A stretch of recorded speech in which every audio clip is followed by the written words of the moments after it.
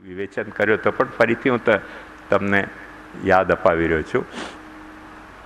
એમાં એક વાત ખાસ ધ્યાન આપવાની એ છે કે આ જે સિસ્ટમ છે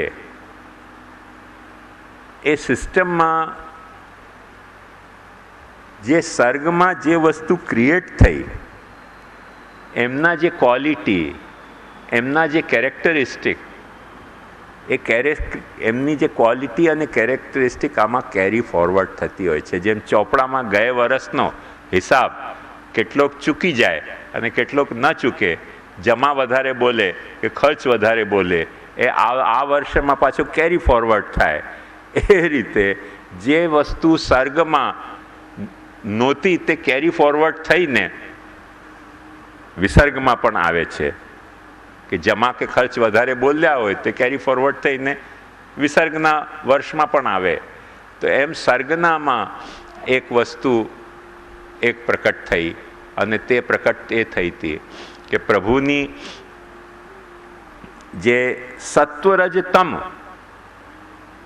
જે ગુણ પ્રભુએ પ્રકટ કર્યા, એ સદંશમાંથી સત્વગુણ પ્રકટ કર્યા, ચિદંશમાંથી રજોગુણ પ્રકટ કર્યો અને આનંદાંશમાંથી તમોગુણ પ્રકટ કર્યો. એક પ્રકૃતિમાં કેરી ફોરવર્ડ થયો. પ્રકૃતિમાં કેરી ફોરવર્ડ થયો એટલો જ નહીં, મહત્તત્વમાં કેરી ફોરવર્ડ થયો. મહત્તત્વમાં કેરી ફોરવર્ડ થયો, જેને મેં તમને કાલે બતાવ્યું, યુનિવર્સલ અવેરનેસ. એ યુનિવર્સલ અવેરનેસમાં જ્યારે પુરુષનું ચૈતન્ય સંક્રાંત થયું, જેમ મકર સંક્રાંતિમાં મકર રાશિમાં સૂર્ય જાય અને પછી મકર રાશિમાં સૂર્ય દેખાય, એમ મહત્તત્વમાં જ્યારે પુરુષ દેખાવા માંડ્યો ત્યારે મહત્તત્વમાં પણ પાછા ત્રણ ગુણો પાછા સંક્રાંત થયા.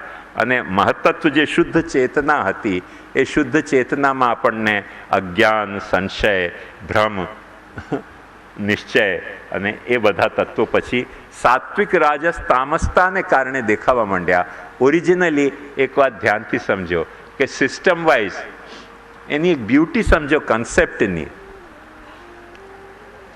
કેવી રીતે મોડ્યુલેટ કરી છે ભાગવતે. એ જે મોડ્યુલેશન છે એનો, સૃષ્ટિના પ્રકારનો, એના મોડ્યુલેશનની બ્યુટી તમે જુઓ કે બ્રહ્મ પોતે નિર્ગુણ છે.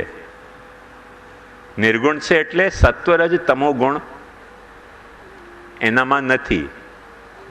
સત્વરજ તમો ગુણ એનામાં નથી એનો અર્થ એક એ કે સત્વરજ તમો ગુણ એનામાં પ્રકટ નથી થયા, બહારથી આવ્યા છે. એ મેં કાલે તમને સમજાવ્યું કે ના, એવું નથી. બહારથી કશું આવી શકતું નથી બ્રહ્મમાં. બ્રહ્મના રાજ્યમાં કોઈ પણ વસ્તુ ઇમ્પોર્ટ થઈ શકતી નથી ને એક્સપોર્ટ થઈ શકતી નથી. એ બ્રહ્મની લાચારી છે. કેમ કે ઇમ્પોર્ટ અને એક્સપોર્ટ ક્યારે થાય કે બ્રહ્મની બહાર કશું હોય. બ્રહ્મની બહાર કશું છે જ નહીં. જે કાંઈ છે તે બધું બ્રહ્મમાં જ છે. તો બહારથી બ્રહ્મમાં કોઈ આવે તો વસ્તુ ઇમ્પોર્ટ થઈ કહેવાય. બ્રહ્મથી કોઈક વસ્તુ બહાર જતી હોય તો એક્સપોર્ટ થઈ કહેવાય. બ્રહ્મથી બહાર જો કશું હોય જ નહીં તો બ્રહ્મમાં નથી કોઈ ક્વોલિટી કે એટ્રીબ્યુટ ઇમ્પોર્ટ થઈ શકતો, કે નથી કોઈ ક્વોલિટી કે કેરેક્ટરિસ્ટિક એક્સપોર્ટ બ્રહ્મમાંથી થઈ શકે. જે કાંઈ થાય છે તે બધું ત્યાં જ છે. Local manufacturing, local consumption, local distribution, જે કાંઈ થાય છે બધું જે ગાંધીજીનો સિદ્ધાંત હતો ને મૂળ, કે જે વસ્તુની જ્યાં આવશ્યકતા હોય તે વસ્તુ ત્યાં ઉત્પન્ન થવી જોઈએ, ત્યાં વેચાવી જોઈએ અને ત્યાં એનો ઉપભોગ થવો જોઈએ. આ લાવવા જવામાં બહુ ખોટા ઇકોનોમીના આપણને સમજીએ છીએ, પ્રોગ્રેસ થઈ રહી છે, પણ ગાંધીજીનો ખ્યાલ એવો હતો કે એમાં ખોટો વેડફાટ થાય રહે છે, ભાવ વધી જતા હોય છે.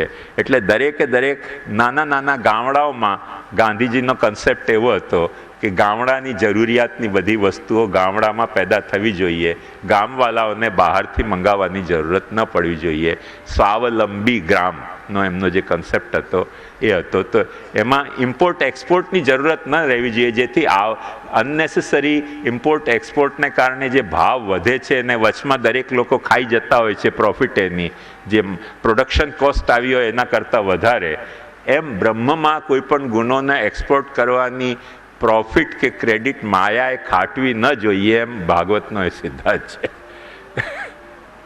ઘણા લોકો એ માયાને પ્રોફિટ ખટાવવા માગે છે કે ભાઈ જગત સૃષ્ટિ પેદા કરી એમાં ક્વોલિટી ક્યાંથી આવી ક્રિએટર હોવાની બ્રહ્મમાં, તો એ માયામાંથી ઇમ્પોર્ટ કરી એટલે એની પ્રોફિટ પછી કોને મળે? માયાને મળે ને. બ્રહ્મને તો એના ભાવ જ ચૂકવવા પડે ને, જે એડેડ વેલ્યુ એના ચૂકવવી પડે ને, ઇમ્પોર્ટ કરવાના ટ્રાન્સપોર્ટેશનની બધી વેલ્યુ ચૂકવવી પડે. એ સ્વાવલંબિતા બ્રહ્મની ન રહી જાય. ઉપનિષદ ચોખ્ખું એમ કે છે કે આ બ્રહ્મ કોનામાં પ્રતિષ્ઠિત છે? સ્વે મહિમની પ્રતિષ્ઠિત, પોતાની વ્યાપકતામાં પોતે પ્રતિષ્ઠિત છે, બીજામાં આ પ્રતિષ્ઠિત નથી. બ્રહ્મ દરેક વસ્તુ બ્રહ્મમાં પ્રતિષ્ઠિત છે. એટલે બ્રહ્મમાં બહારથી કશું આવતું નથી, બ્રહ્મથી બહાર કશું જઈ શકતું નથી. જેમાં કશું બહારથી આવી શકે નહીં, જેમાંથી કશું બહાર જઈ શકે નહીં, તેનું નામ બ્રહ્મ. આપણને આ અચંબો લાગે કે આવું કેવી રીતે હોઈ શકે. ફરી પાછી એ જ વાત થઈ ગઈ ને, બાલ્કનીમાંથી ટ્રાફિક જોઈને આપણે ગભરાઈ જઈએ કે આ પ્રોસેસ છે કે સિસ્ટમ છે. પણ ધ્યાનથી સમજો. મેં કાલે તમને ઓક્સિજન અને કાર્બનનો ઇમ્પોર્ટ એક્સપોર્ટનો ઉદાહરણ આપ્યો કે આપણે કાર્બનને એક્સપોર્ટ કરીએ, એ વૃક્ષો બધા ઇન્ટેક કરે, આપણે એને આઉટલેટ આપીએ. એ ઓક્સિજનને આઉટલેટ આપે, એ આપણે ઇન્ટેક કરીએ. એ ઇમ્પોર્ટ કહો કે એક્સપોર્ટ કહો, ઇન્ટેક કહો કે આઉટલેટ કહો, વાત તો એની એક છે. પણ આ નેરો ફ્રેમ છે વૃક્ષ વિસાવીસ પ્રાણીઓની, શ્વાસ લેનારા પ્રાણીઓની. નેરો ફ્રેમમાં આવું થઈ રહ્યું છે. પૃથ્વીની ફ્રેમમાં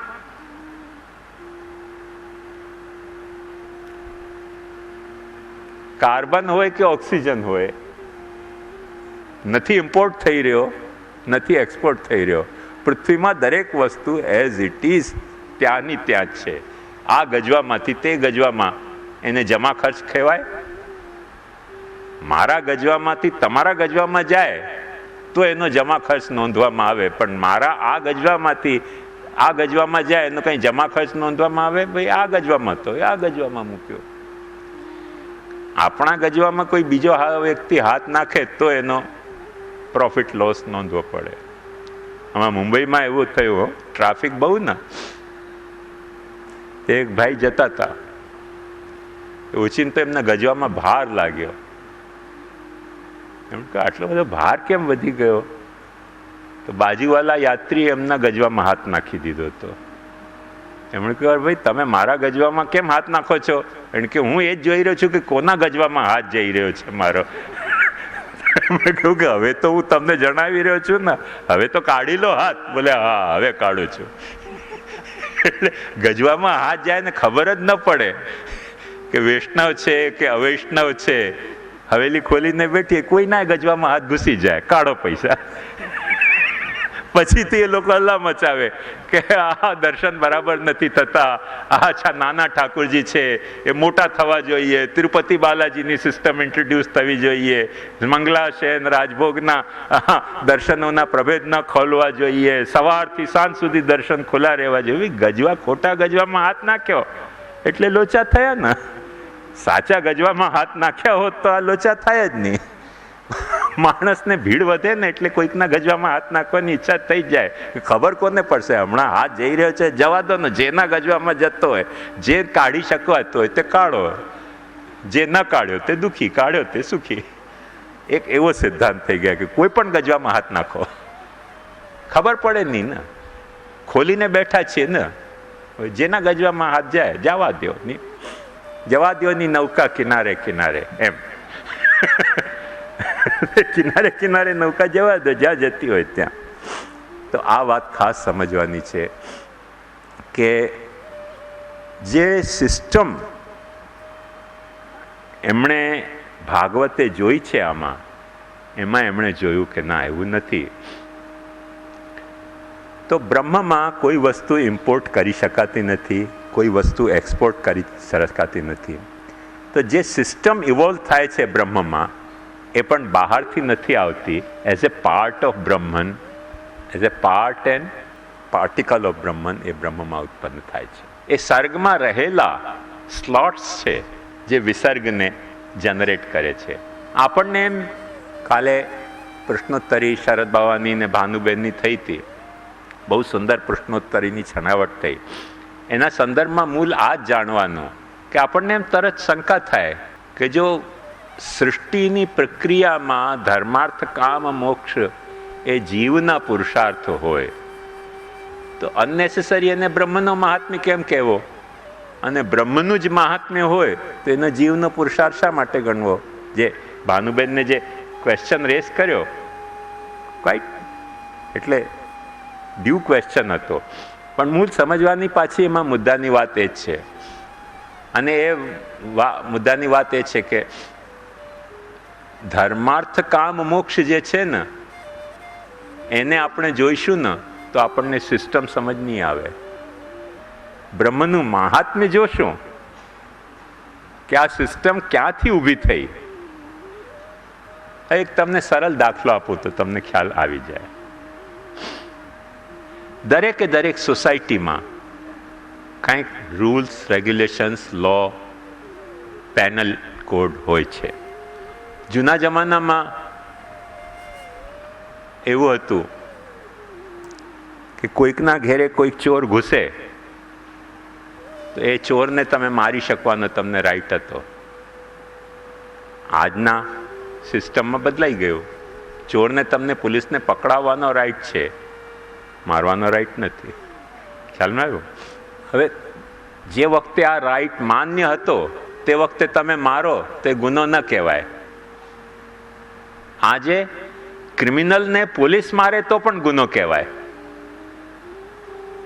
ક્રિમિનલ જે ક્રિમિનલ છે તેને પકડીને પોલીસે જેલમાં નાખ્યો, એના બધા પ્રમાણ ભેગા કરી લીધા કે આ વ્યક્તિ ક્રિમિનલ છે, તેને પણ તો મારો, ટોર્ચર કરો તો એ પાછો પોલીસનો ક્રાઇમ થઈ જાય. તો હવે કોઈક વસ્તુ ક્રાઇમ છે કે નથી ક્રાઇમ એ એક્શનથી ડિસાઇડ થાય કે કોન્સ્ટિટ્યુશનથી ડિસાઇડ થાય? જે વખતે જેવું કોન્સ્ટિટ્યુશન હોય તે કોન્સ્ટિટ્યુશન મુજબ એક્શન જે છે તે ક્રાઇમ છે કે નથી ક્રાઇમ એ ડિસાઇડ થાય.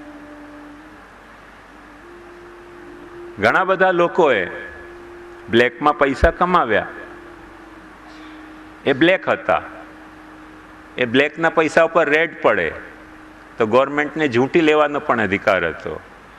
ઓચિંતી ગવર્મેન્ટે, કેમ કે મિનિસ્ટરો પણ ખાય છે પૈસા, કેમ કે ઇલેક્શન જીતી ન શકાય, મિનિસ્ટરોને ખાવા પડે, એટલે પબ્લિક ખાય તો મિનિસ્ટરને ગુસ્સો આવે, પણ પોતે ખાતા હોય તો કેવી રીતે ગુસ્સો કરે?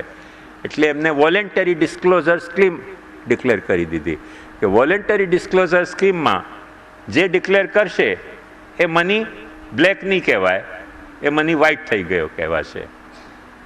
હવે મની બ્લેક છે કે વ્હાઇટ છે એ મનીને જોતા ખબર ન પડે, કોન્સ્ટિટ્યુશન જોઈએ તો ખબર પડે કે ભાઈ લો શું ડિક્લેર થયો.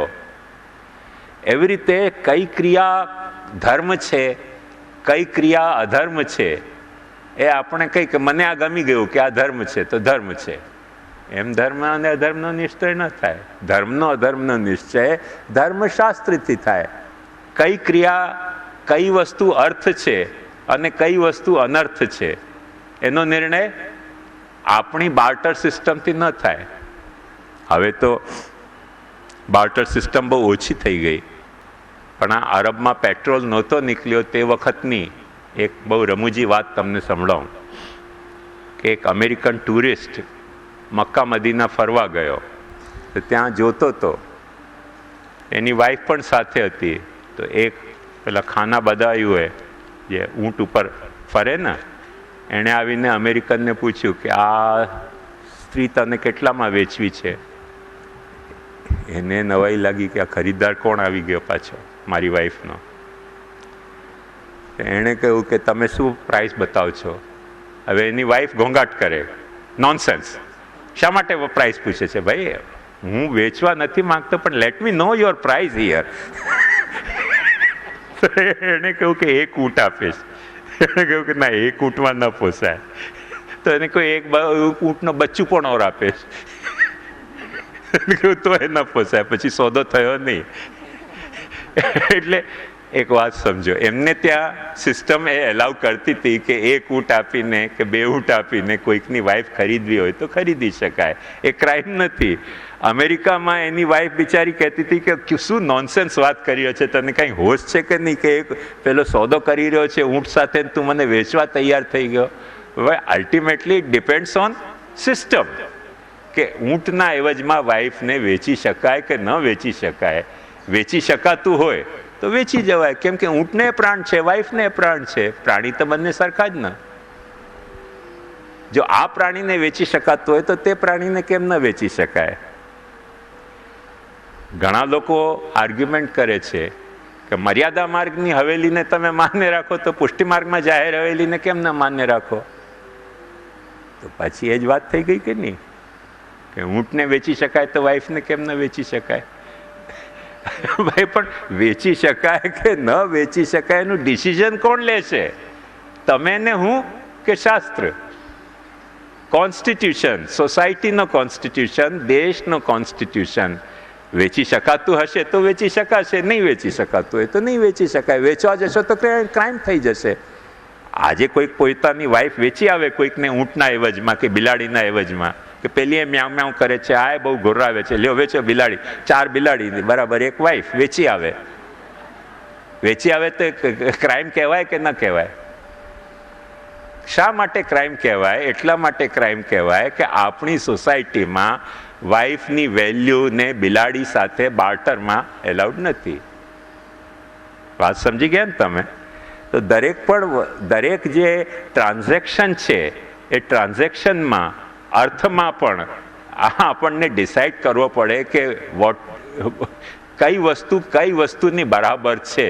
તેનો જે પેરામીટર છે એ આપણી મનગમતી આવશ્યકતા અને ઉપયોગિતાના આધારે ડિસાઇડ કરવું, કે જેમ સરકાર ભાવ નિર્ધારણ કરે કે ભાઈ આ વર્ષે ઘઉં એટલા ભાવમાં વેચાશે, એટલા ભાવમાં ઘઉં વેચાતો હોય તો એ વસ્તુ વેચાણ સારું, અને આ ભાવથી વધારે ભાવ લેવામાં આવતો હોય, જેમ દવાના ભાવો નિર્ધારિત થઈ જાય છે કે આટલા ભાવમાં દવા વેચાશે, એટલા ભાવમાં વેચાય તો દવાનો વેચાણ સાચો, અને એટલા ભાવથી વધારે લેવાય તો ખોટો. તો અર્થમાં પણ એ જ સિસ્ટમ છે, કામમાં પણ એ જ સિસ્ટમ છે કે કામનો પણ કયો કામ સાચો અને કયો કામ ખોટો. એક વાત સમજો, ડેમોક્રેસી કે છે કે દરેકને દરેક ઠેકાણે વસવાની ફ્રીડમ છે. દરેકને દરેક ઠેકાણે વસવાની ફ્રીડમ છે. મને એરફોર્સના એરિયામાં, કેન્ટોનમેન્ટના એરિયામાં ઘર બનાવવું છે, ફ્રીડમ છે કે નહીં? મારો કામ છે. હવે કામ હશે પણ આ કામ એલાઉડ નથી સોસાયટીમાં એટ પ્રેઝન્ટ. તો એ કામ છે કે અકામ છે એનો નિર્ણય કોણ કરશે? કોન્સ્ટિટ્યુશન. તેવી રીતે મોક્ષ, શેને મોક્ષ કહેવાય? શેને મોક્ષ કહેવાય? ઘણા લોકો એમ કે ભાઈ અમારે મતે તો કવિ બચ્ચને બહુ સારી વાત કહી છે. कवि बच्चन ने कही છે, बजी नफीरी और नमाजी भूल गया अल्लाह ताला, गाजगिरी पर ध्यान सुरा में मग्न रहा पीने वाला, अगर बुरा ना मानो शेख कहूँ जो कुछ मस्जिद को, अभी युगों तक सिखलाएगी ध्यान लगाना मधुशाला. बजी नफीरी એટલે રણશિંગુ ભીંગુ શું કહેવાય, રણશિંગુ વાગ્યું. બજી નફીરી ઓર નમાઝી ભૂલ ગયા અલ્લાહ તાલા. નમાઝ વાંચતો તો એ રણશિંગુ વાગ્યું એટલે એને અલ્લાહ તાલા ભૂલી ગયો અને દોડાદોડી શરૂ થઈ ગઈ. ગાજગીરી, વીજળી પડી, ધ્યાન સુરા મેં મગ્ન રહા પીને વાલા. પેલો બોટલ ચડાવી રહ્યો તો પડતી હશે વીજળી, આપણું શું જાય લે છે, પીતો જ રહ્યો. તો ધ્યાન કેવી રીતે લગાવવું, મુક્ત કેવી રીતે થવું, એ તમને મસ્જિદ નહીં શીખવાડે, બહાર શીખવાડશે એમ કે છે. अगर बुरा ना मानो शेख कहूँ जो कुछ मस्जिद को, अभी युगों तक सिखलाएगी ध्यान लगाना मधुशाला. કવિ તરીકે ઉક્તિ સાચી પણ હોઈ શકે, સરસ પણ હોઈ શકે, પણ આફ્ટર ઓલ મોક્ષશાસ્ત્ર હોય તો આ વાત સાચી અને મોક્ષશાસ્ત્રથી વિપરીત હોય તો વાત ખોટી.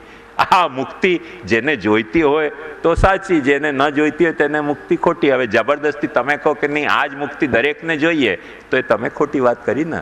એટલે દરેક પ્રક્રિયામાં, દરેક પ્રોસેસમાં સિસ્ટમ શેનાથી ઇવોલ્વ થાય છે? કોઈક સુપિરિયર પાવરથી, ઇન્ડિવિજ્યુઅલથી નહીં. ઇન્ડિવિજ્યુઅલ દરેક પ્રોસેસમાં પાર્ટિસિપન્ટ હોય છે. જેવી રીતે ટ્રાફિકમાં કાર, સ્કૂટર, પદચારી વ્યક્તિઓ, બેલગાડું, હાથગાડું, બધા પાર્ટિસિપન્ટ હોય છે. અને એ જે સિસ્ટમ છે એનો, એ જે પ્રોસેસ છે એને સિસ્ટમાઇઝ કરનારો કોણ? આરટીઓ. આરટીઓ એને રેગ્યુલેટ કરે છે કે આ વસ્તુ ચાલી શકે રોડ ઉપર, આ વસ્તુ ન ચાલી શકે. હવે ધારો કે તમે કોઈ પણ એવી ગાડી લઈને, જેમ ધારો કે પ્લેન પણ જમીન ઉપર તો દોડી શકે છે ને, રનવે ઉપર દોડી શકે, તો સ્ટ્રીટમાં લઈને તમે પ્લેન દોડાવતો? કેમ કે રનવે ઉપર દોડી શકે છે તો અમે સ્ટ્રીટમાં કેમ નથી પ્લેન દોડાવી શકતા? અરે ભાઈ, પણ રનવે ઉપર દોડી શકે તેનું મતલબ સ્ટ્રીટમાં પ્લેન દોડાવો? પંખાથી કેટલાની જાન કપાઈ જાય તેનું જિમ્મેદાર કોણ? તો પ્રોસેસ તરીકે તો એ થઈ શકે છે, પોસિબલ છે, પણ weather system allows it? Runway ઉપર પ્લેન દોડી શકે, સિટીમાં પ્લેન સ્ટ્રીટમાં ન દોડી શકે, ભલે સ્પેસ હોય તો પણ. કોણ એલાઉ કરશે? System. System will systematize it. A superior authority will systematize it કે કઈ વસ્તુ ક્યાં દોડી શકે, ક્યાં ન દોડી શકે. એક્ઝેક્ટલી એ રીતે ક્રિએશનમાં જે વસ્તુઓ ઉત્પન્ન થઈ એને સિસ્ટમાઇઝ બ્રહ્મે કરી, તે મહાત્મ્ય બ્રહ્મનો, તે પૌરુષ બ્રહ્મનો, અને એ મુજબ આપણે ધર્મ, અર્થ, કામ, મોક્ષની સાધના કરીએ, એ પૌરુષ આપણો. હવે બ્રહ્મનો પણ એક પૌરુષ છે જે સિસ્ટમાઇઝેશનનો પૌરુષ છે, અને આપણો પણ એક પૌરુષ છે કે એ સિસ્ટમને આપણે એકચ્યુઅલાઇઝ કરીએ છીએ, એકચ્યુઅલી એક્ટિવેટ કરીએ છીએ, એને ઇમ્પ્લિમેન્ટ કરીએ છીએ. જે સિસ્ટમ ઇન્ટ્રોડ્યુસ કરવામાં આવી એને આપણે ઇમ્પ્લિમેન્ટ કરીએ, તેનું નામ આપણો પુરુષાર્થ. સો બંને એકબીજાના કોમ્પ્લિમેન્ટરી છે, કોન્ટ્રાડિક્ટરી નથી. એક રહસ્ય આપણે સમજી જવું જોઈએ. તેથી સર્ગ પછી વિસર્ગ આવ્યો, જેમાં આ બધા કન્સેપ્ટ ઇન્ટ્રોડ્યુસ થયા.